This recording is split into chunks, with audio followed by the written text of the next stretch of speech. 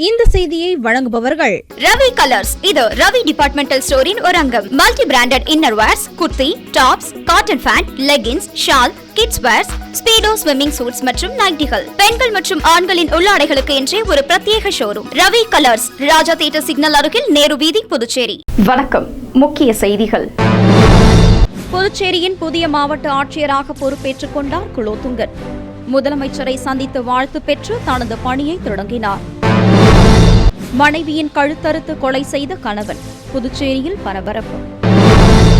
வில்லியனூர் காவல் நிலையம் அருகே உள்ள ஒரே கடையில் தொடர் திருட்டு. பொதுமக்கள் அச்சம். புதுச்சேரி சட்டமன்றத்தில் முழு பட்ஜெட்டை தாக்கல் செய்யாதது ஏன்? அதிமுக மாநில செயலாளர் அன்பழகன் கேள்வி. இனி விரிவான செய்திகள். காரைக்காலில் இருந்து புதுவைக்கு இடமாற்றம் செய்யப்பட்டுள்ள மாவட்ட ஆட்சியர் குலோத்துங்கன் புதுச்சேரியின் ஆட்சியராக பொறுப்பேற்றுக் கொண்டார். நாடாளுமன்ற தேர்தல் வரவுள்ள நிலையில் புதுச்சேரி மாநிலத்தில் தலைமை செயலர் உள்ளிட்ட காவல்துறை அதிகாரிகள், காவலர்கள் மற்றும் பல்வேறு துறை அதிகாரிகள் அதிரடியாக இடமாற்றம் செய்யப்பட்டுள்ளனர். இந்நிலையில் காரைக்கால் மாவட்ட ஆட்சியராக பணியாற்றி வந்த குலோத்துங்கன் புதுச்சேரி மாவட்ட ஆட்சியராக நியமிக்கப்பட்டுள்ளார். இந்நிலையில் குலோத்துங்கன் புதுச்சேரி மாவட்ட ஆட்சியர் அலுவலகத்திற்கு வந்து மாவட்ட ஆட்சியராக பொறுப்பேற்றுக் கொண்டார். பின்னர் முதலமைச்சர் ரங்கசாமியை சந்தித்து வாழ்த்து பெற்று அதன் பின்னர் தனது பணிகளை தொடங்கினார். மனைவியின் மீது சந்தேகம் அடைந்த கணவன் மனைவியின் கழுத்தை அறுத்து கொலை செய்துவிட்டு கோரிமேடு காவல் நிலையத்தை சரணடைந்த சம்பவம் புதுச்சேரியில் பெரும் பரபரப்பை ஏற்படுத்தியுள்ளது. புதுச்சேரி சாரம் பொறையாத்தம்மன் கோவில் வீதியை சேர்ந்தவர் விக்னேஸ்வரன். இவருடைய மனைவி இந்துமதி. இவர்களுக்கு திருமணமாகி 2 குழந்தைகள் உள்ளது. ஆசாரி வேலை செய்து வந்த விக்னேஸ்வரன் அவரது மனைவி இந்துமதி மீது சந்தேகம் அடைந்து அடிக்கடி தகராறில் ஈடுபட்டு வந்துள்ளார். இந்நிலையில் விக்னேஸ்வரன் வேலைக்கு புறப்படும் போது மீண்டும் கணவன் மனைவி இடையே தகராறு ஏற்பட்டுள்ளது. இதில் ஆத்திரமடைந்த விக்னேஸ்வரன் வீட்டில் இருந்த கத்தியால் மனைவியின் கழுத்தை அறுத்து படுகொலை செய்துள்ளார். இதில் மனைவி இறந்ததை உறுதி செய்து கொண்ட விக்னேஸ்வரன் அருகில் உள்ள கோரிமேடு காவல் நிலையத்தில் சரணடைந்தார். இதுகுறித்து தகவல் அறிந்த சம்பவ இடத்திற்கு வந்த கோரிமேடு காவல்துறையினர் இந்துமதியின் உடலை கைப்பற்றி கதிர்காமம் அரசு மருத்துவமனைக்கு பரிசோதனைக்கு அனுப்பி வைத்தனர். மேலும் சரணடைந்த விக்னேஸ்வரனிடம் காவல்துறையினர் விசாரணை மேற்கொண்டு வருகின்றனர். கணவன் மனைவி இடையே ஏற்பட்ட தகராறில் மனைவியின் கழுத்தை அறுத்து கணவன் படுகொலை செய்த சம்பவம் புதுச்சேரியில் பெரும் பரபரப்பை ஏற்படுத்தியுள்ளது.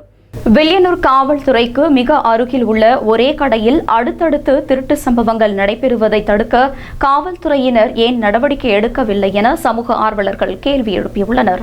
வில்லியனூரில் கடந்த வாரம் கண்ணகி அரசு பள்ளி அருகே உள்ள பேக்கரி கடையில் அதிகாலை புகுந்த முகமூடி கொள்ளையன் அங்கிருந்து 2 லட்சம் ரூபாய் பணத்தை கொள்ளையடித்து சென்றுள்ளார். அதே நாளில் வில்லியனூர் மூப்பனார் காம்ப்ளெக்ஸில் உள்ள டீ கடையிலும் கிளினிக்கிலும் உள்ளே புகுந்து பணத்தை கொள்ளையடித்து சென்றுள்ளான். சிசிடிவி காட்சிகள் பதிவாகியிருந்த அவனது உருவத்தை வைத்து காவல்துறையினர் கொள்ளையனை தேடி வந்தனர். இந்நிலையில் மீண்டும் வில்லியனூரில் உள்ள அதே பேக்கரி கடைக்குள் கடந்த வாரம் இரும்பு ராடை வைத்து எப்படி கொள்ளையடித்தானோ அதேபோல் இரும்பு ராடால் பூட்டை உடைத்து உள்ளே சென்று பணத்தை திருடியுள்ளான். பின்னர் அங்கிருந்து அருமார்த்தபுரம் மேம்பாலம் அருகில் உள்ள பால் பூத்துக்கு சென்ற முகமூடி கொள்ளையன் அங்கிருந்த பணத்தையும் திருடி சென்று விட்டுள்ளான்.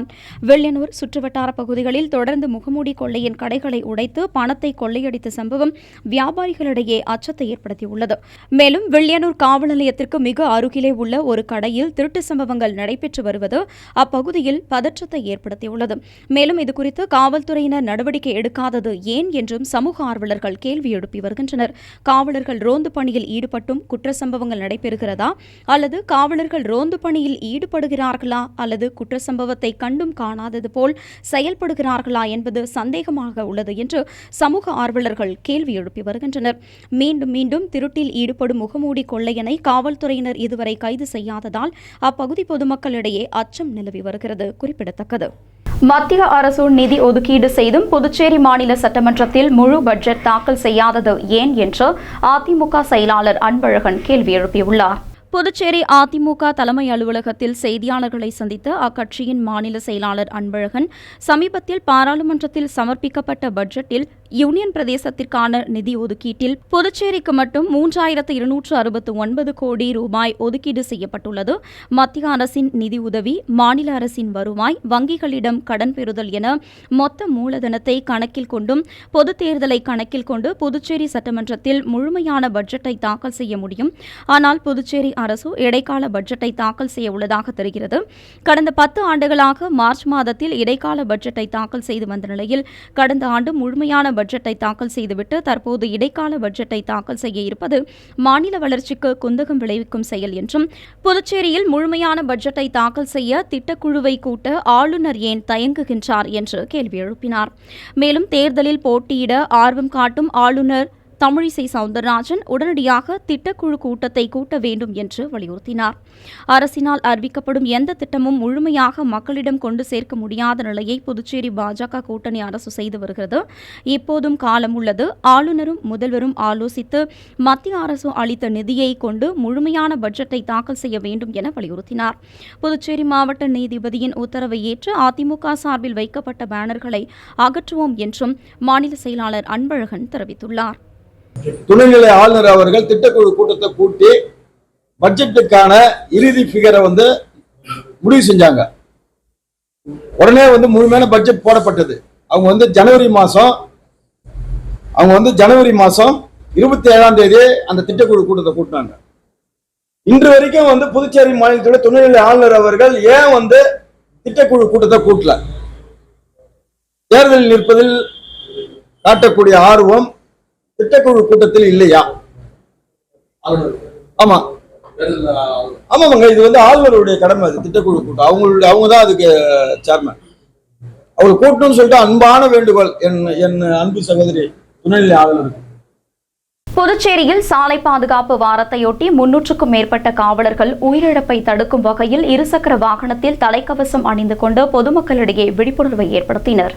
தேசிய சாலை பாதுகாப்பு மாதத்தையொட்டி புதுச்சேரி போக்குவரத்து காவல்துறை சார்பில் விழிப்புணர்வு தலைக்கவச பேரணி நடத்தப்பட்டது.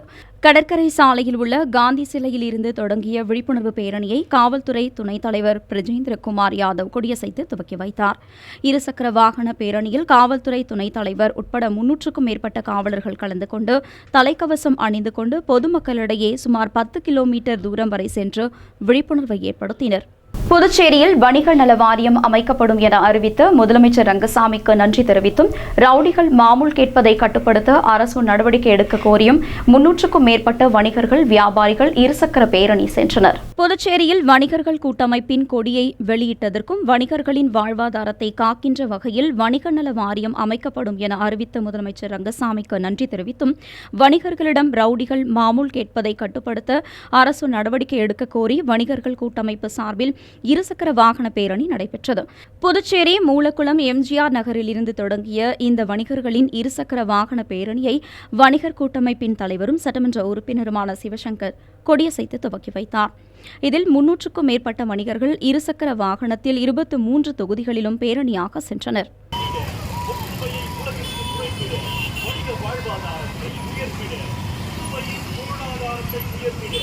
மக்கள் முதல்வர் அவர்களின் கரத்தை வலுப்படுத்திட, அந்நிய நாட்டின் ஆன்லைன் வர்த்தகத்திற்கு முற்றுப்புள்ளி வைத்திட, நமக்கு பஜார் நம் பிள்ளைகளின் கல்விகளை உயர்த்திட, உலகில் எங்கும் அவர்கள் புகழ் ஓக்கிட, மனிதர்களின் ஒற்றுமையை பறைசாற்றிட, இதோ இந்த வெற்றி பேரணி ஆணைக்கான என உங்களை நோக்கி வந்து கொண்டிருக்கிறது.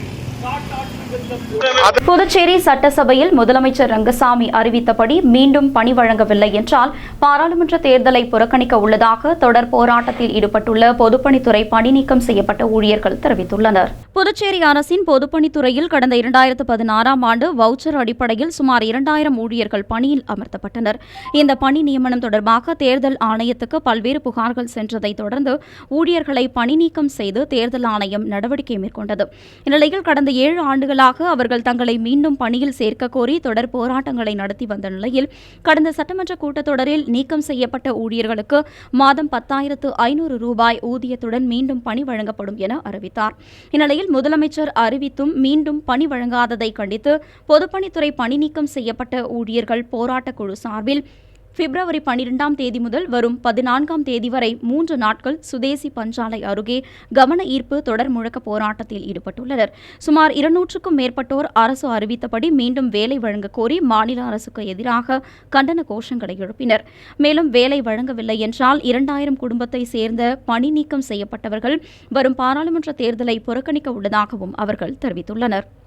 கடந்த பட்ஜெட் கூட்டத்தொடரில் பொதுப்பணித்துறை பணி நீக்கம் செய்யப்பட்ட ஊழியர்கள் அனைவருக்கும் மீண்டும் வேலை வழங்கி ரூபாய் 10,500 சம்பளமாக வழங்கப்படும் என்று மாண்புமிகு முதல்வர் அவர்களும் மாண்புமிகு சபாநாயகர் அவர்களும் சட்டசபையிலே அறிவிப்பாணை வெளியிட்டார்கள்.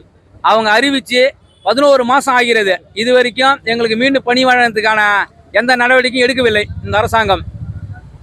உடனடியாக தேர்தல் தேதி அறிவிப்பு வெளியாகக்கூடிய சூழ்நிலையில் உடனடியாக இந்த அரசாங்கம் எங்களுக்கு மீண்டும் பணியினை வழங்கி சட்டசபையில் அறிவித்த மாதிரி அந்த 10,500 ரூபாய் சம்பளம் வழங்க வேண்டும்.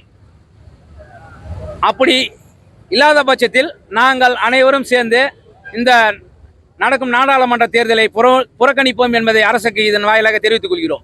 புதுச்சேரியில் சேவல் சண்டை நடத்த அனுமதி வழங்க வேண்டும் என வலியுறுத்தி சண்டை சேவல் வளர்க்கும் வீரர்கள் முதலமைச்சர் ரங்கசாமியிடம் கோரிக்கை மனு அளித்துள்ளனர்.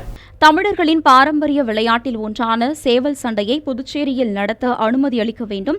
சேவல் வளர்ப்பவர்களை குற்றவாளிகள் போல் கருதி காவல்துறையினர் தொடர்ந்து அவர்கள் மீது வழக்கு பதிவு செய்து வருவதை தடுக்க வேண்டும் உள்ளிட்ட பல்வேறு கோரிக்கைகளை வலியுறுத்தி வெற்றுக்கால் சேவல்கலை நண்பர்கள் ஒன்றிணைந்து தேங்காய் திட்டு சின்னத்தம்பி முன்னிலையில் அரசு கொறடா ஏகேடி ஆறுமுகம் தலைமையில் முதலமைச்சர் ரங்கசாமியை சந்தித்து கோரிக்கை மனு வழங்கினர். அந்த மனுவில் புதுவை மாநிலம் முழுவதும் சேவல் சண்டை நடத்திட அனுமதி அளித்திட வேண்டும் என்பன உள்ளிட்ட பல்வேறு கோரிக்கைகளை அவர்கள் தெரிவித்தனர். சந்திப்பின் போது சேவல் சண்டை வீரர்கள் பலர் உடனிருந்தனர்.